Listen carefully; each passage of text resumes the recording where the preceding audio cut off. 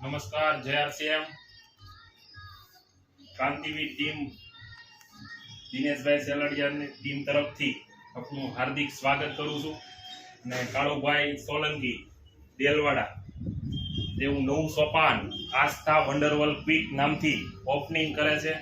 તારીખ 23 એપ્રિલ 2024 ના રોજ સવારે 8:30 કલાકે ઓપનિંગની ડેટ નક્કી કરેલ છે.